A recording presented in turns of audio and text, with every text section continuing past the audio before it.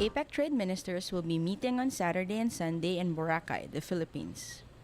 Previewing the agenda, the Philippine Secretary of Trade and Industry, Gregory Domingo, provided context for the discussions by explaining the progress of trade growth in the Philippines and, more broadly, the Asia-Pacific and what it means for the region's economies.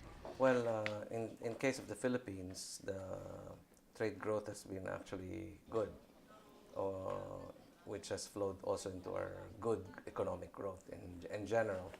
Our trade growth has been hovering between 5 to 8% every year for the last 4 to 5 years. And we expect to continue experiencing such healthy trade growth over the next 3 to 5 years. Now, in terms of the APEC economies, I guess you have a wide variety of, because you have such a broad membership in APEC. So the growth has been uneven, with some growing faster than the others. But the agenda for APEC in terms of promoting better trade opportunities and liberalizing further the trade agenda will eventually result in really better trade growth for all. This is important for the agenda on which APEC ministers responsible for trade will focus their attention. Yes, for this particular MRT here in Boracay, what we've tried to do is really to concentrate more on trade facilitation issues as well as cross-border issues.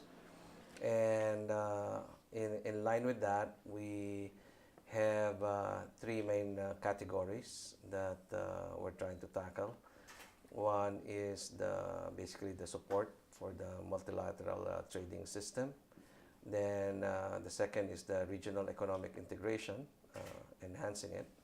How do we enhance the regional economic integration? And then third is really the foster the better support for SMEs with special emphasis on the micro and small enterprises. APEC member economies continue to place an emphasis on regional economic integration. Secretary Domingo described how APEC and emerging regional trade agreements fit into this regional architecture. Actually, we have two that are live this moment that affects the APEC economies.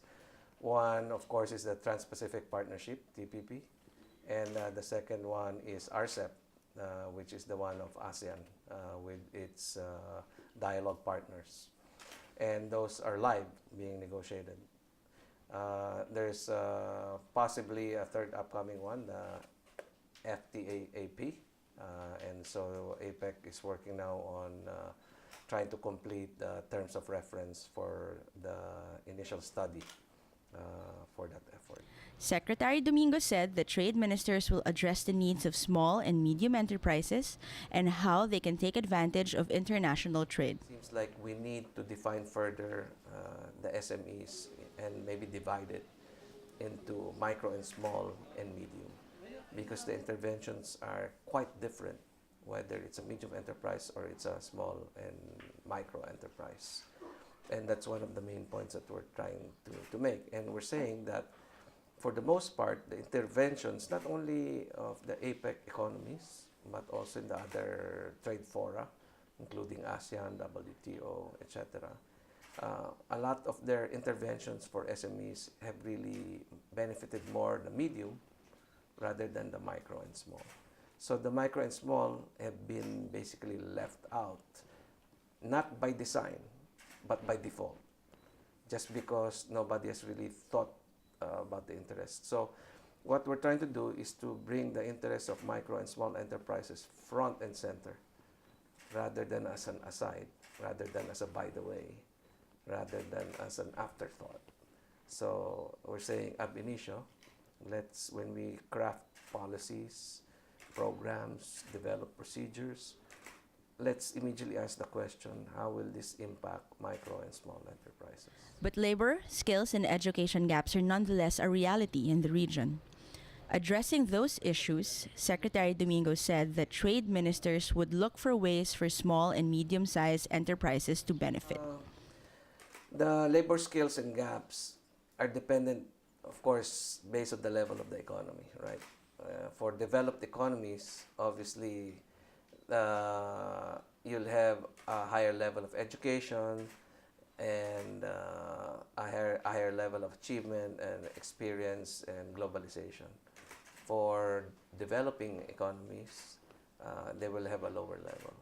Now, but even for developed economies, it's possible that there may be a mismatch.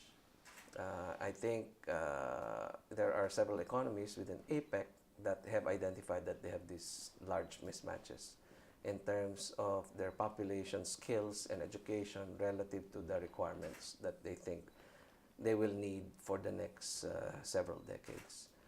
So what we need to do is really try to match that and try to address that by allowing freer flow of people within among the economies.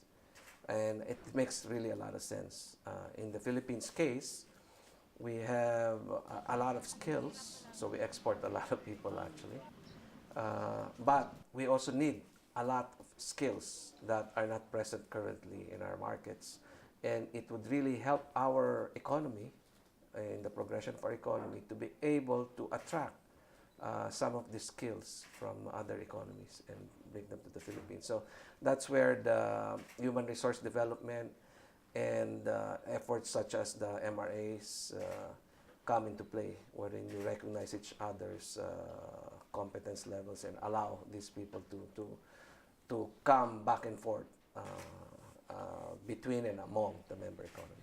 Secretary Domingo emphasized that APEC Trade Ministers meeting will be seeking to achieve concrete deliverables for the region. We hope that we can have a strong expression of support for the multilateral trading system, trade, and for support for WTO in terms of completing the trade facilitation agreement and also for completing the Doha round.